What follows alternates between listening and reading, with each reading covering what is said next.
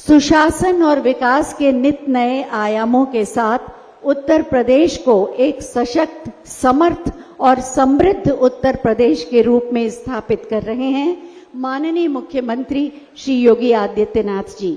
मैं बहुत ही आदर के साथ माननीय मुख्यमंत्री महोदय से अनुरोध करूंगी कि अपने बहुमूल्य मार्गदर्शन से हमें अनुग्रहित करें। आप सबकी जोरदार तालियों के साथ। सियावर रामचंद्र भगवान की, सियावर रामचंद्र भगवान की, पवन सुत हनुमान की, पवन सुत हनुमान की, वृंदावन बिहारी लाल की, वृंदावन बिहारी लाल की, भारत माता की, भारत माता की, वंदे वंदे वंदे। नमः पार्वती पतिये हर हर।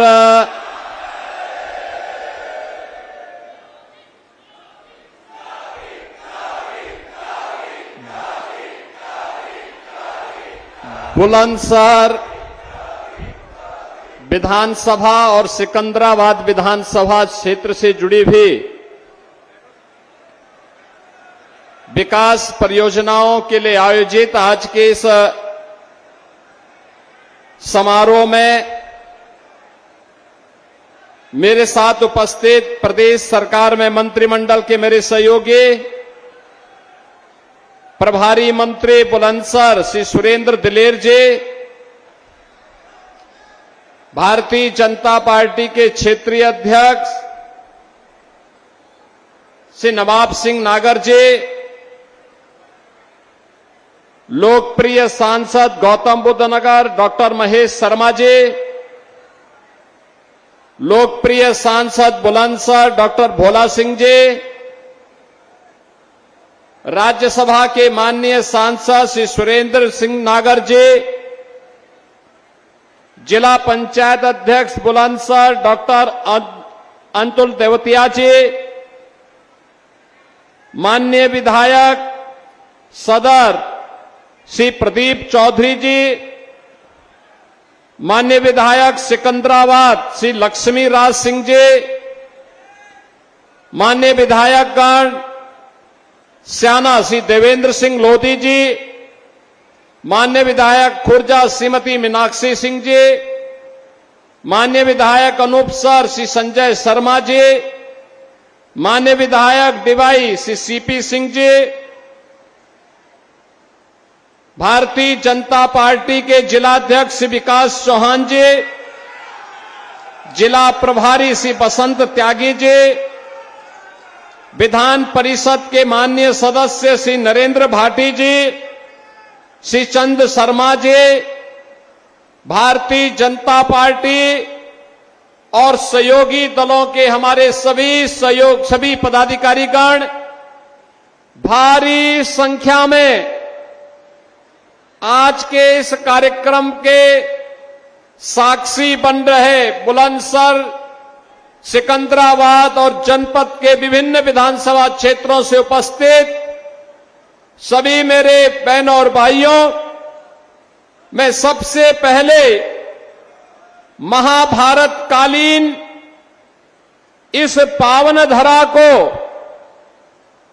जिसके पास अपनी विरासत भी है, विकास की प्रक्रिया के साथ भी बुलंदी के साथ जो आगे बढ़ रहा है और जो अपने उज्जवल भविष्य को भी एक नई बुलंदी तक पहुंचा रहा है, ऐसी पावन धरा बुलंदशहर जो वीर राजा अहिबरन की पुण्य भूमि है, कोटि कोटि नमन करते हुए मैं आप सबका हृदय से अभिनंदन करता हूं। बहनों और भाइयों, बुलंदशहर नए भारत के नए उत्तर प्रदेश में बुलंदशहर भी बदल चुका है। मुझे 2017 में विधानसभा चुनाव के दौरान जब मैं आया था तब यहां पे भय और दहशत का माहौल मैं देख रहा था। मैंने तब बुलंदशहर के अंदर जो उस समय चुनावी सभा की थी, तो मैं भौचक था कि लोगों में उस समय भय था। और आज हमारा बुलंदशहर निर्भय होकर के विकास की प्रक्रिया के साथ मजबूती के साथ जुड़ा हुआ है। अब क्या नहीं है बुलंदशहर में, कितनी शानदार, यानी देश की सबसे बड़ी एक्सप्रेसवे गंगा एक्सप्रेसवे बुलंदशहर को लेकर के आगे बढ़ रही है। और बुलंदशहर से जब आप आगे बढ़ेंगे तो मां गंगा का सानिध्य पाते पाते अब प्रयागराज तक 5 घंटे में पहुंच जाएंगे। मेरे सामने मंच पर उपस्थित हमारे सभी माननीय जनप्रतिनिधियों ने प्रस्ताव रखा कि यह देश के सबसे बड़े एयरपोर्ट के साथ भी गंगा एक्सप्रेसवे को मिलाना चाहिए। हमने उसकी स्वीकृति भी दी और बुलंदशहर से लिंक एक्सप्रेसवे जेवर एयरपोर्ट को जोड़ने के लिए फिर मेरे पास यहां के माननीय विधायक और माननीय सांसदों ने कहा कि इसमें किसानों का मुआवजा बढ़ना चाहिए। हमने कहा वह भी स्वीकृत करेंगे। और मुझे आज बताते हुए प्रसन्नता है, हमारा अन्नदाता किसान भी खुशहाल है।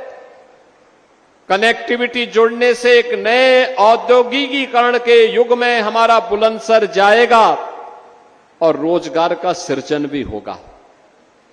बहनों और भाइयों, जेवर इंटरनेशनल एयरपोर्ट प्रारंभ हो चुका है। ये जेवर एयरपोर्ट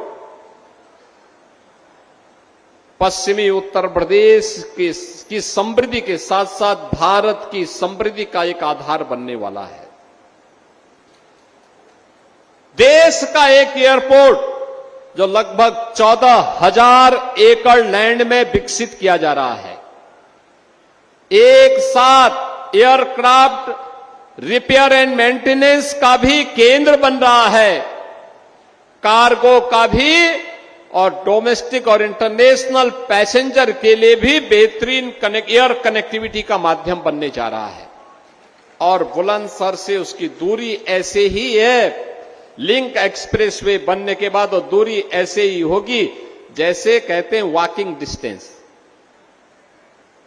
अभी पिछले दिनों मैं भौचक था जब यहां पे प्रदीप चौधरी जी कह रहे थे कि हमें बाईपास चाहिए, रिंग रोड चाहिए। उस बैठक में भोला सिंह जी भी थे, डॉक्टर महेश शर्मा जी भी थे, सुरेंद्र नागर जी भी थे, यहां के हमारे सभी विधायकगण थे। और मैंने उस समय का प्रस्ताव तत्काल हम इसको आगे बढ़ाएंगे और मुझे आज बताते हुए प्रसन्नता है कि वह भी स्वीकृत हो गया है। कोई सोचता था, बहनों और भाइयों को सोचता था बुलंदशहर में मेडिकल कॉलेज होगा? आज तो यहां पे श्रद्धेय कल्याण सिंह जी के नाम पर बाबू कल्याण सिंह मेडिकल कॉलेज भी आपका अपना है। अब खुर्जा की क्रॉकरी ही नहीं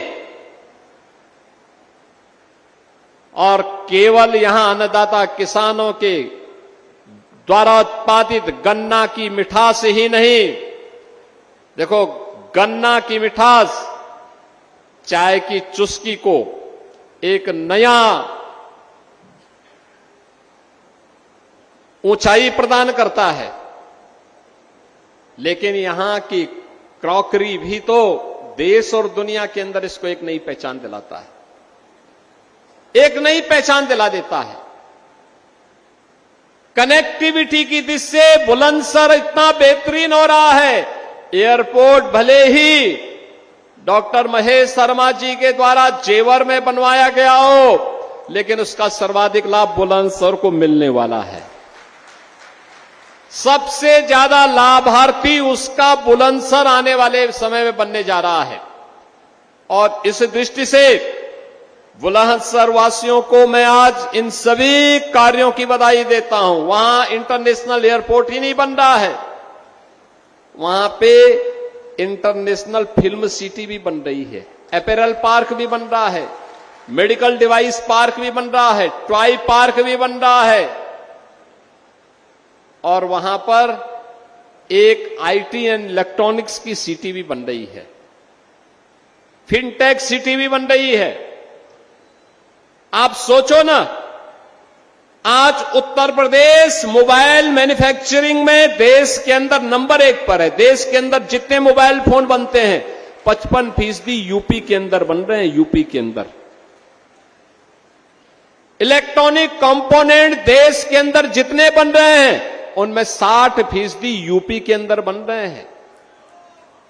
आज यूपी चीनी मिलों के संचालन में देश के अंदर नंबर 1 पर है, गन्ना उत्पादन में नंबर 1 पर है और इथेनॉल उत्पादन में नंबर 1 पर है। याद करिए, ये जो नंबर 1 है 2017 के पहले यही यूपी सबसे पीछे होता था। ये बॉटम 3 से हम टॉप 3 में पहुंचे हैं और ये सभी मामलों में नंबर 1, कनेक्टिविटी में नंबर 1। एक्सप्रेसवे यानी यूपी के बारे में क्या मान्यता थी?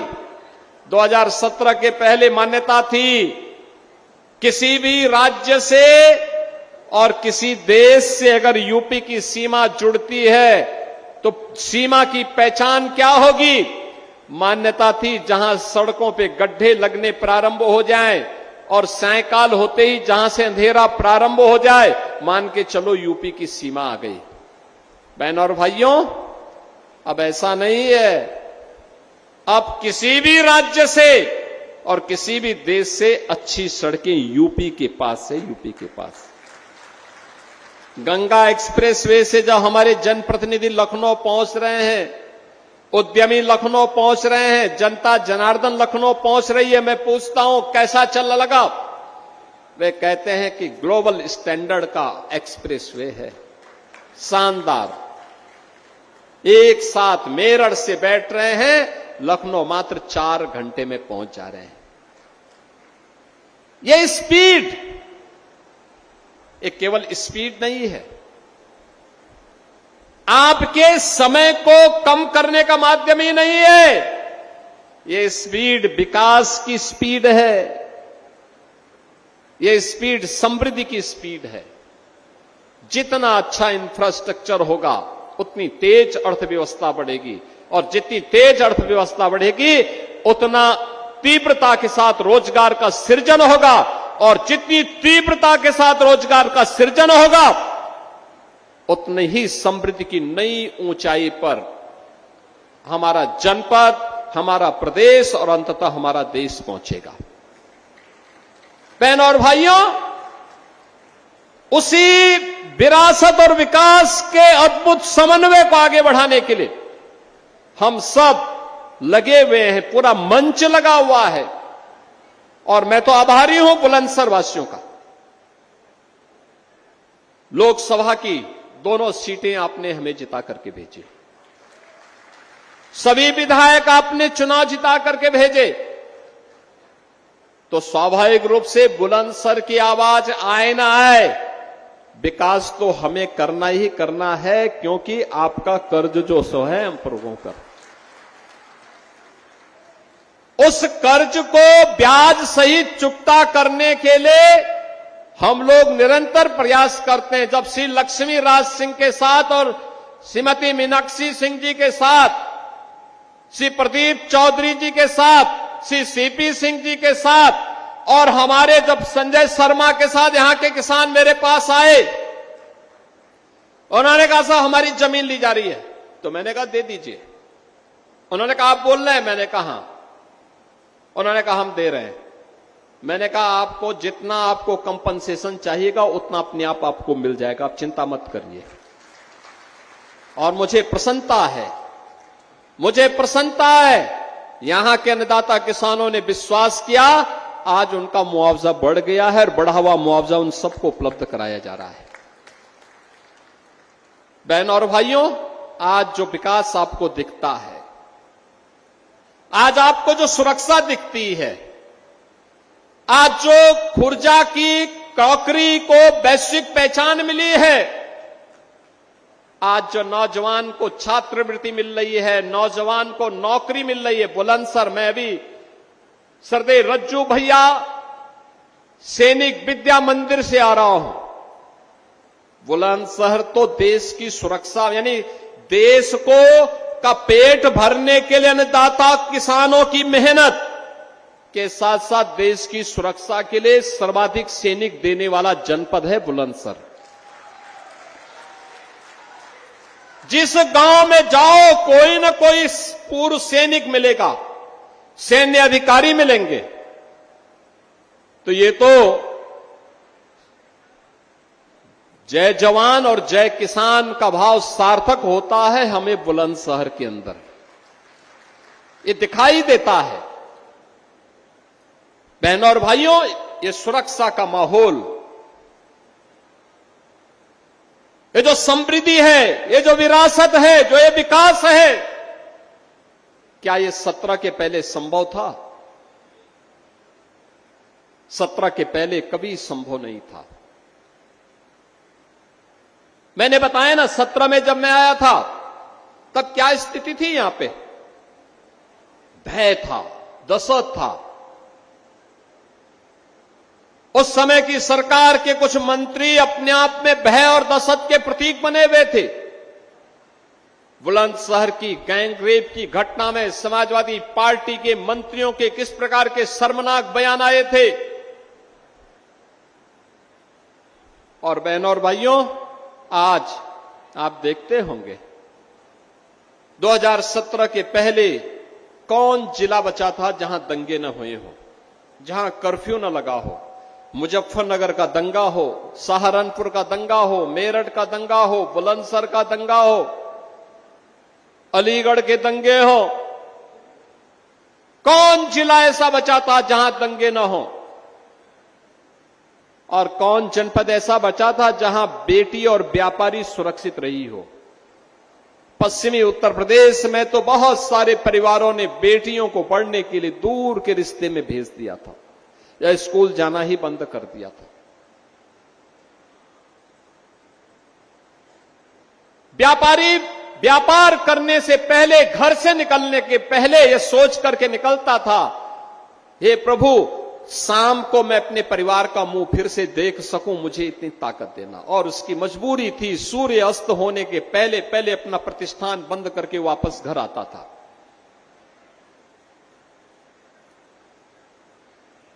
बहनों और भाइयों, यह स्थिति थी यूपी के अंदर। हर जिले में एक माफिया, हर थाने में समाजवादी पार्टी का कोई गुंडा या उसका गुर्गा वसूली करता था। तहसीलें वसूली के अड्डे बने हुए थे। कोई सुनवाई नहीं थी, गरीब की सुनवाई नहीं थी, महिलाओं को सुरक्षा नहीं थी, व्यापारी परेशान था, नौजवान के रोजगार पर डकैती पड़ जाती थी, सिंडिकेट काम करते थे हर थाना क्षेत्र में। हर जनपद में माफिया की समानांतर सरकारें चलती थी, लेकिन अब मैं कह सकता हूं, हमारा उत्तर प्रदेश, हमारा बुलंदशहर, अब मैं कह सकता हूं, न कर्फ्यू है न दंगा है, अब बुलंदशहर चंगा है।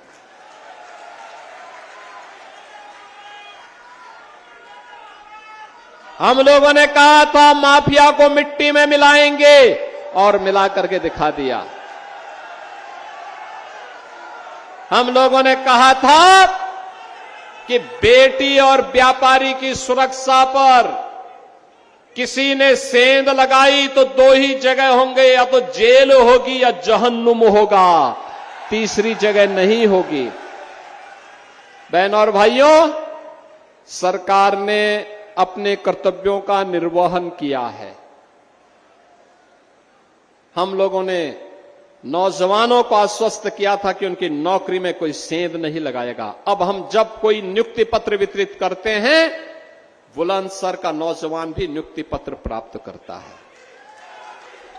याद करिए ना, यूपी पुलिस की भर्ती हुई थी, फिर से परिणाम आ रहा है नई भर्ती के, और मैं देख रहा था बुलंदशहर का नौजवान हर भर नियुक्ति पत्र वितरण के कार्यक्रम में वह भी सरकारी नियुक्ति पत्र प्राप्त करता है।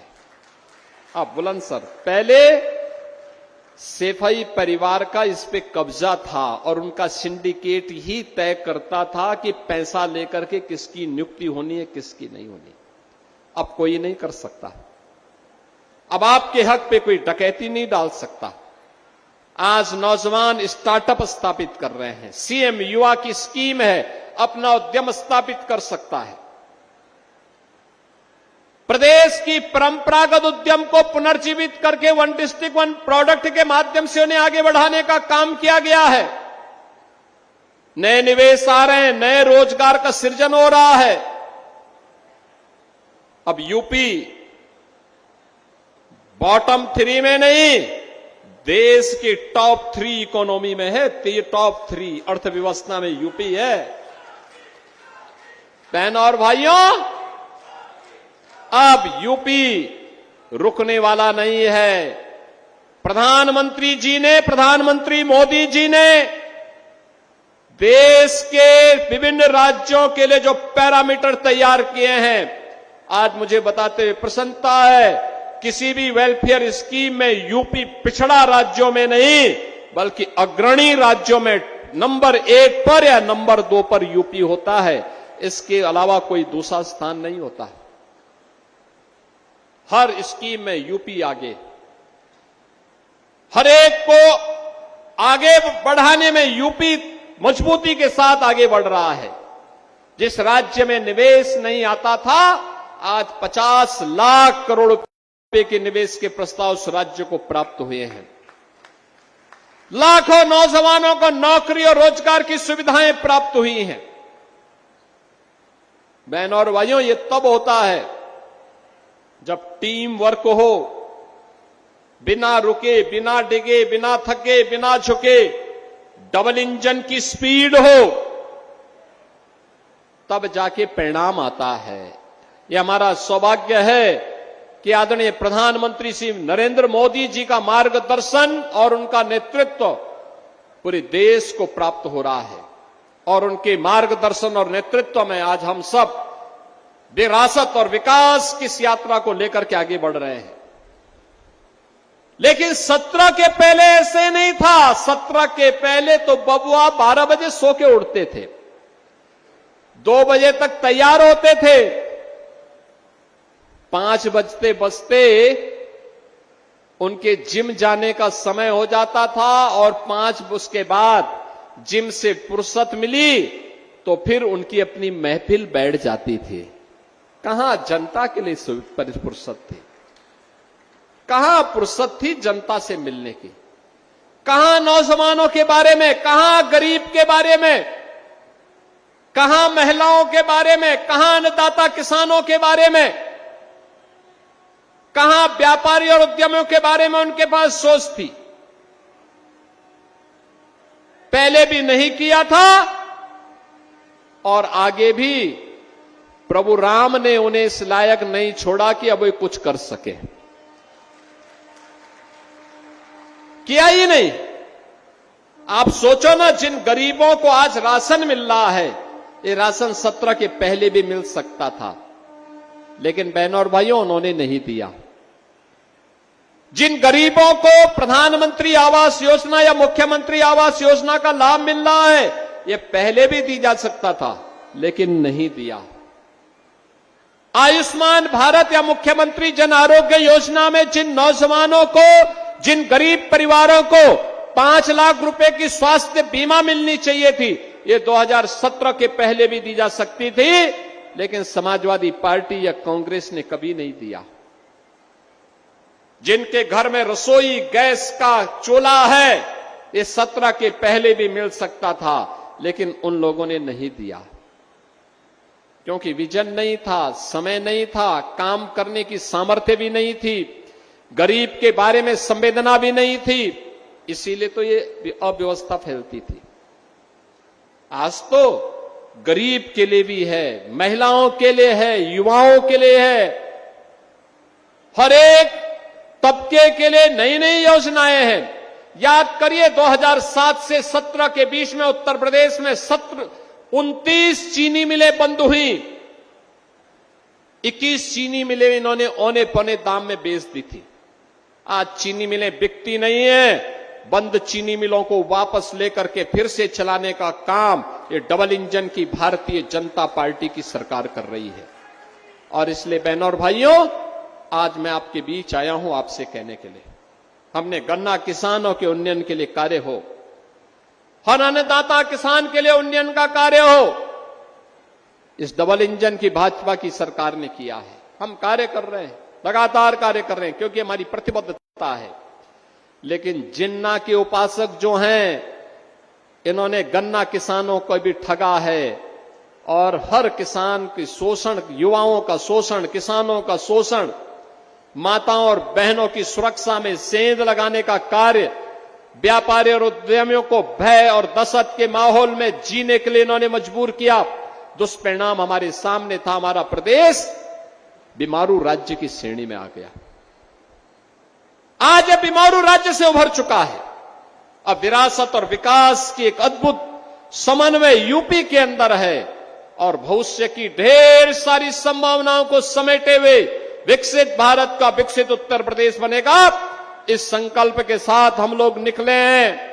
और उस अभियान में आपके आशीर्वाद की आवश्यकता मंच पर उपस्थित जनप्रतिनिधियों को है, और इसीलिए आज मैं आपके बीच आया हूं। बहन और भाइयों, ये तो केवल 2 विधानसभाओं की एक छोटी सी झलक है, जो लगभग 650 करोड़ रुपए की परियोजनाएं आज यहां लोकार्पित और शिलान्यास हो रही है। इससे कई गुना परियोजनाएं आपके विधानसभा क्षेत्रों में, जनपदों में लागू की जा चुकी हैं। एक संवाद, समन्वय और समृद्धि के लिए किए जाने वाले प्रयास का एक मॉडल है। उस मॉडल के प्रति आपको आश्वस्त करने के लिए मैं आया हूं। आप अपना आशीर्वाद देते रहिए, आपको सुरक्षा और सुशासन का एक ऐसा मॉडल डबल इंजन की सरकार देगी जिसकी कोई सानी नहीं होगी, जो राम राज्य की अवधारणा को साक्षात उतारता हुआ दिखाई देगा। और वह राम राज्य की अवधारणा आज हम सबको बुलंदशहर से आगे बढ़ती हुई दिखाई दे रही है।